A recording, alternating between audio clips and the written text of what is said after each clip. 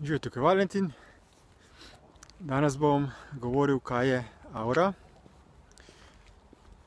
Razložil bom, kaj je v resnici aura in v čem se dejansko razlikuje od nekih tipičnih, klasičnih, ezoteričnih definicij. No, skozi moje raziskovanje duhovnosti, ezoterike, sem prebiral številne knjige in v teh knjigah je napisano, da je aura neko izžarevanje našega telesa in naj bi predstavljala našo življenjsko silo. Posledično se je opisovalo, da bolj ko imaš auro veliko, polno in barvito, bolj močno življenjsko energijo imaš. In cilj naj bi torej bilo, da imaš čim bolj popolno auro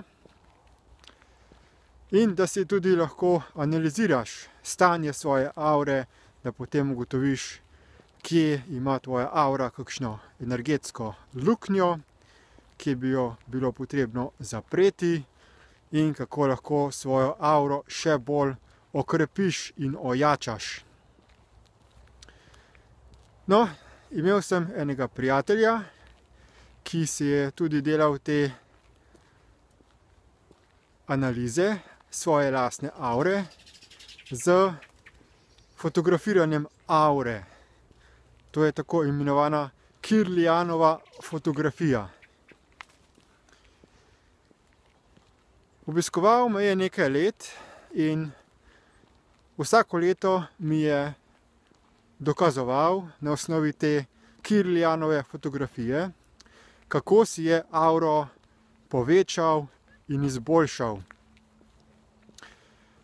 Kar se je pa potem začelo dogajati temu mojemu prijatelju, je to, da je začel doživljati vse bolj nenavadne ezoterične izkušnje, je začel slišati glasove v svoji glavi, videti določene stvari in potem so ga ti notranji impulzi tudi usmerjali v določene aktivnosti.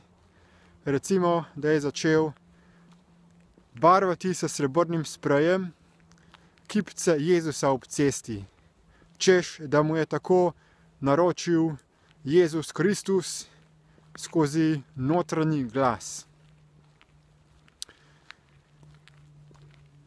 Dogajalo se je tudi v njegovem življenju, da je začel razpadati njegov zakon, izgubil je zmožnost za delo, zapadel je v alkohol in na koncu so ga zaprli v psihiatrično bolnišnico.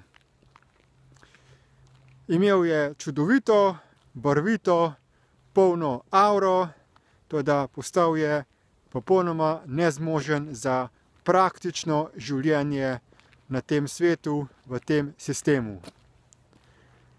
To je dokaz, da za to teorijo, kaj je aura in kaj naj bi bil naš cilj v povezavi z njo, nikakor ni resničen.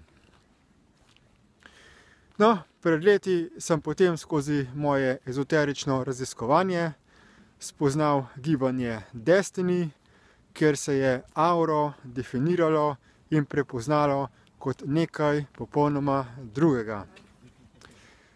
Tukaj se razlaga, da je aura v bistvu samo resoniranje, emaniranje zavednega dela umsko-zavestnega sistema oziroma uma. Umsko-zavestni sistem je meddimenzijski energetski sistem nadzora in zasužnjevanja človeške rase, preko katerega so nam z proizvodnjo misli in čustvenih reakcij sabotirali naše življenje, da bi nas čim bolj ohranjali v notranjem konfliktu. To pa zato, ker so se te energije naših čustvenih reakcij potem kanalizirale za napajanje duhovnih nebesnih svetov z energijo. Torej, bolj, ko imaš polno, veliko, močno, barvito auro, bolj si ujet v ta energetski sistem. Bolj si ujet v to energetsko ječo, energetski zapor. Cilj je torej ravno obratno.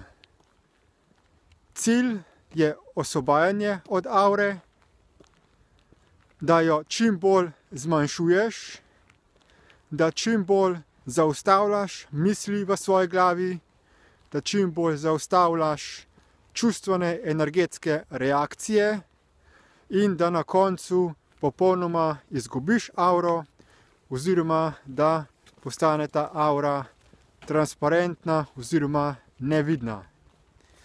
Na ta način si osvobojen od vseh teh duhovnih vplivov in lahko končno postaneš zmožen zdravorazumsko delovati na tem svetu v skladu z principom tistega, kar je najboljše za vse.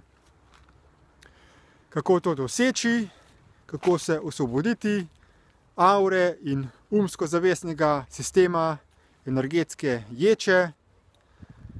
Za informacije o tem vas vabim, da raziščete povezave v opisu tega videoposnetka, da se priključite naši globalni raziskovalni in razvojni skupini Destiny, da se vključite v brezplačni spletni tečaj DIP Light in na ta način boste lahko postali svobodno bitje, sposobno zdravorazumskega odločanja in soustvarjanja boljših razmer na tem svetu. Hvala lepa za posluh in nasvidenje.